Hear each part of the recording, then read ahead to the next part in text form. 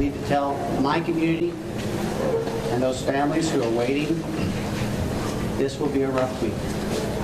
Primary search continues, and we remain hopeful every foot, every mile, every bend of the river. Our work continues. We are following the tragedy in central Texas. Flash floods killing more than 80 people. Search crews continue working to find people that are missing. Fox's Kennedy Hayes is live in Kerrville, Texas with the latest tonight. Kennedy? Christine, just heartbreaking. Officials say at least 94 people have died. That includes 27 children, and some are still missing. Now, I want to give you an idea about how powerful the Guadalupe River flood waters can be. I'm going to step aside so you can see this area behind me. You can see several trees uprooted, not only along the banks of the river, but even upshore, up this hill here. You can see how far some of these heavy tree trunks traveled. Also, some debris scattered about.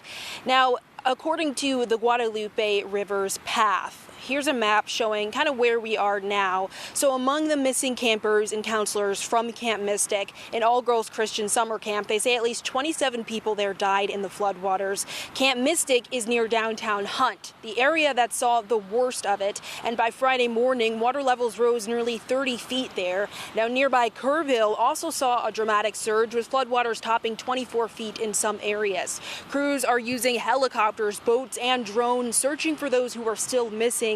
Governor Abbott has issued a state disaster declaration in over a dozen counties. President Trump is also offering help, approving federal disaster assistance. And the flood threat is still high here. Forecasters say they're expecting more rain through Friday, but the community is rallying. Area churches are packing food and water for families. And one woman I spoke to told me her daughter works at one of the camps, made it out safely. And she also told me about her own time as a camp director and how now she's here to help. They are closed, but it is located between Camp Mystic and Camp La Junta.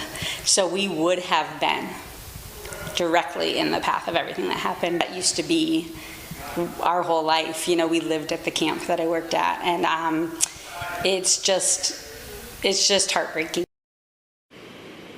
Some good news, though. Officials say they've rescued at least 850 people so far. Of course, that is as these rescue efforts are still underway. We're expecting an update from officials at 10 a.m. local time tomorrow. Christine? Just devastating what's happening there. Kennedy, thanks so much. Georgia Representative Buddy Carter has shared that his granddaughters are safe after escaping the flooding in Texas. They were among the girls at that summer camp. My granddaughters are okay. One of their cousins, Janie Hunt, is in heaven now, and God has wrapped his arms around her. In a post on social media, Carter added, unfortunately, not everyone was as lucky. My granddaughters lost their cousin, Janie, and many other families are grieving loved ones.